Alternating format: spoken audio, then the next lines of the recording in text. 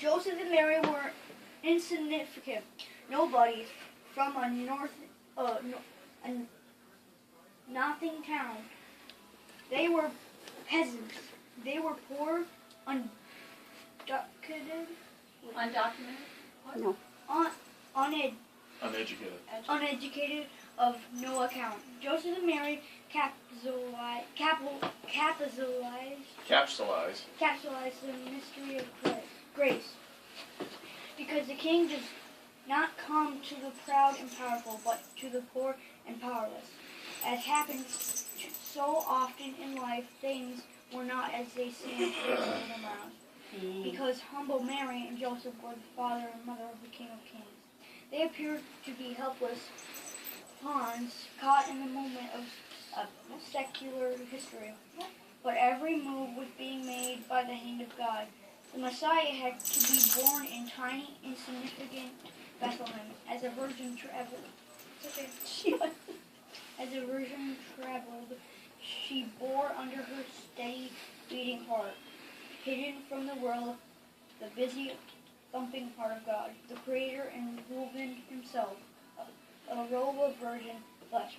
The baby Mary carried with her a Caesar, a man who would claim to be a god, but a far great wonder, God who became a man. The journey left Mary increasingly weary as she trod those 2 miles to the south. And No, it's not in. Keep going. I'm turning the page. I know it's long. Yes. Keep going. Then she arrived in Bethlehem. Then she and Joseph arrived in Bethlehem. They were exhausted, especially Mary. And then the began.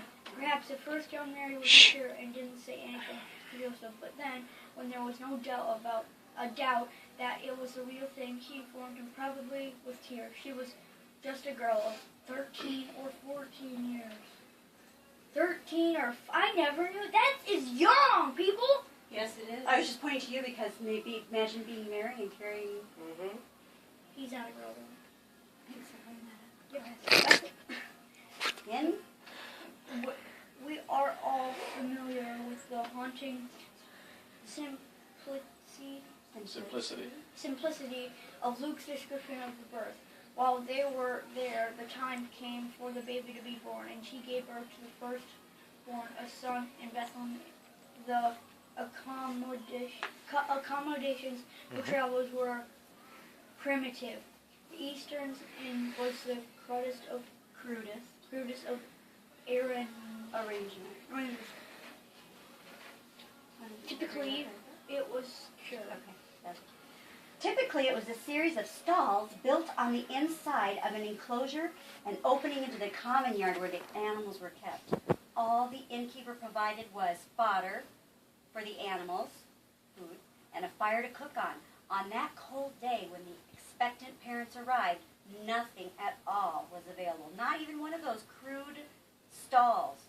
And despite the urgency, no one would make room for them.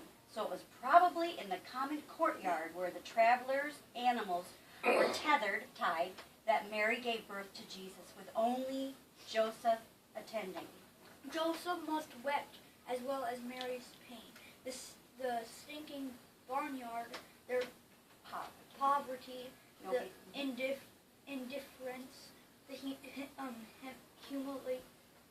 Embarrassment.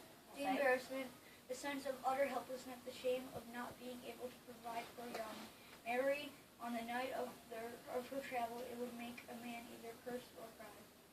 If we imagine that it was into a freshly swept county fair stable that Jesus was born, we miss the whole point. It was wretched. It was scandalous. Remember what the barn smelled like with all that food for the cows? Yeah. There was sweat and pain and blood and cries as Mary reached for the stars for help.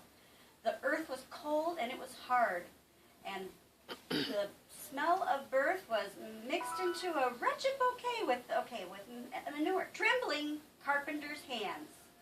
Who's the carpenter? Joseph. That's right. trembling carpenter's hands, clumsy with fear, had never delivered a baby before, he grasped